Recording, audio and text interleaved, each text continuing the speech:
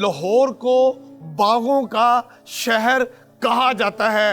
आज मैं आपको जिस बाग का तारुफ कराऊंगा और उसकी तारीखी अहमियत बताऊंगा, ये वाकई एक गुमनाम बाग कहलाता है। ये क्या बाग है और यहाँ पर किसकी आखिरी आरामगाह बनाई गई है, ये बात आप सबके लिए जानना बहुत ज़रूरी है। ये वो शख्सियत है जिसकी वजह से पंजाब का दिफाई निज़ाम सबसे ज़्यादा मजबूत रहा। बरतानवी राज जब बर्रे सगीर में आया तो यही वजह है कि वो सबसे आखिर में पंजाब पर कब्जा करने में कामयाब हुआ और उसका एतराफ़ बरतानवी जनरल एडवर्ड भी कर चुके हैं। ये अब आप महसूस कर रहे होंगे और तजस्सुस आपका बढ़ता जा रहा होगा कि वो शख्सियत कौन है और उसकी तदफीन और आखिरी आरामगाह कौन सी है।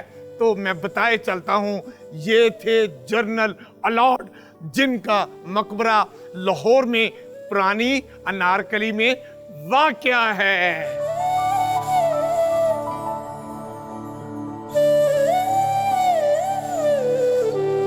बात शुरू होती है 1815 में, जब बरतानिया और फ्रांस के दरमियान शदीद जंग होती है और बरतानवी अफवाज फ्रांस को इबरतनाक शिकस्त देते हैं और उसके जनरल नेपोलियन को गिरफ्तार कर लिया जाता है।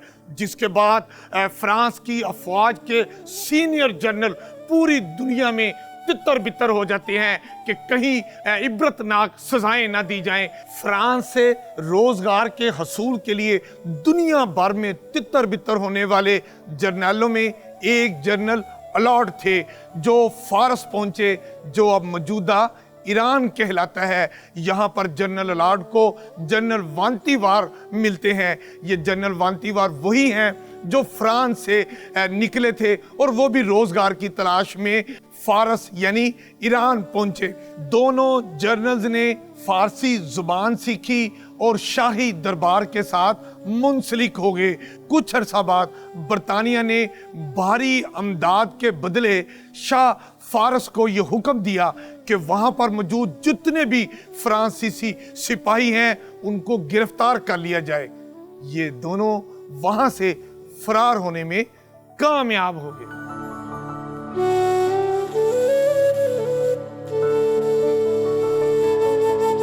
सन 1822 की बात है। ये दोनों काबुल से होते हुए पेशावर के रास्ते पंजाब पहुंचे। यहाँ पर शेर पंजाब महाराजा रणजीत सिंह के दरबार में पेश हुए। महाराजा रणजीत सिंह ने इन दोनों को बरतानवी जासूस जाना और उन पर कड़ी निगाह रखने के लिए इनको एक जगह महफूज कर लिया। जब महाराजा रणजीत सिंह मुतमईन हो गए कि ये बरतानवी जासूस नहीं है और महाराजा ये चाहता था कि वो अपनी ऐसी फौज तैयार करे जो एक वक्त आने पर बरतानिया के खिलाफ लड़ सके, तो उसने इन दोनों जर्नल्स को अपनी फौज में अहम जिम्मेदारियां सौंप दी।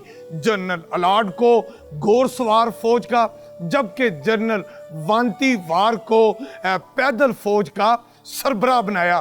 दोनों जनरल्स ने यूनिफॉर्म जो थी महाराजा रणजीत सिंह की फौज की, वो फ्रांसीसी तर्ज का यूनिफॉर्म रखा और फिर बेहतरीन नौजवान फौज में भर्ती किए।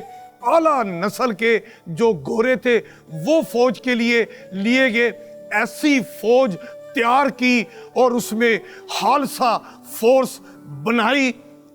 ऐसी फौज बना दी कि जिसको ये जनरल एडवर्ड ये कहने पर मजबूर हो गए कि एशिया की सबसे बेहतरीन लड़ाका जो फौज है वो महाराजा रणजीत सिंह की फौज है। यही वजह है कि बरतानवी राज जब बर्रे सगीर में फतूहात करता हुआ आया तो उसको सबसे ज़्यादा मुश्किल पंजाब में पेश आई। इसीलिए बरतानवी राज सबसे आखिर में पंजाब पर कब्जा कर सका।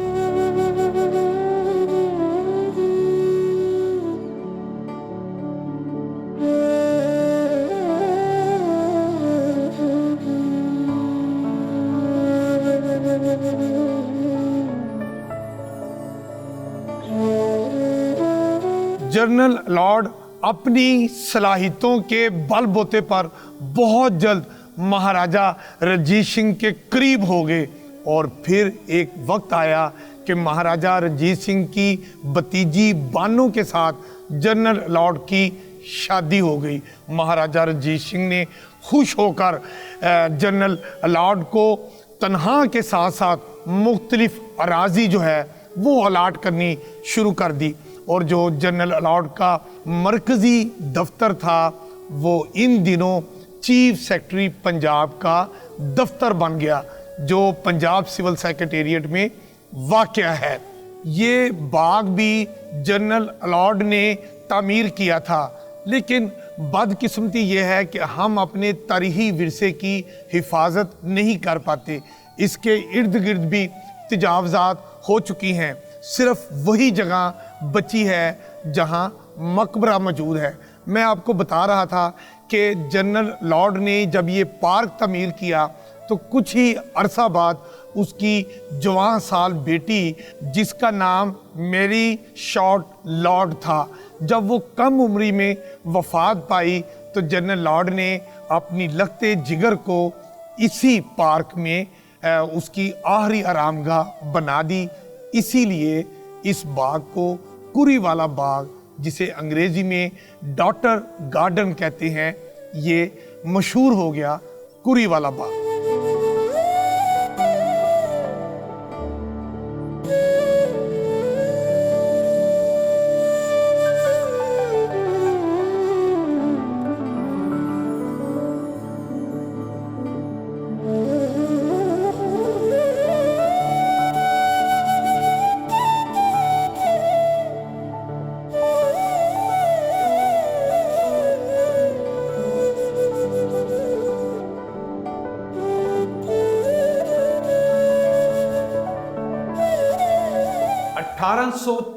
में जनरल लॉर्ड तवील छुट्टी लेकर फ्रांस चले गए, जहां उन्हें हाथों हाथ वापस लिया। कुछ अरसे के बाद फ्रांसीसी हुकूमत ने फैसला किया कि उन्हें सिख हुकूमत में अपना नुमाइंदा बनाकर भेजा जाए। जनरल लॉर्ड फिर कुछ अरसा के बाद जब वापस आए तो वो महाराजा रंजीत सिंह के दरबार में पेश हुए। महाराजा रंजीत सिंह ने उन्हें जनरल वांती वार के पास कबायली इलाकों में भेज दिया। कहते हैं कि वहां पर जनरल लॉर्ड की तबीयत नासाज हुई और कुछ ही देर बाद उनकी वफात हो गई और फिर जनरल लॉर्ड को पूरे फौजी एजाज के साथ पेशावर से लाहौर लाया गया और कुरी वाले बाग में, जहां उन्होंने अपनी लखते जिगर को सुपुर्दे खाक किया था, उसके पहलू में जनरल लॉर्ड को भी दफन कर दिया गया।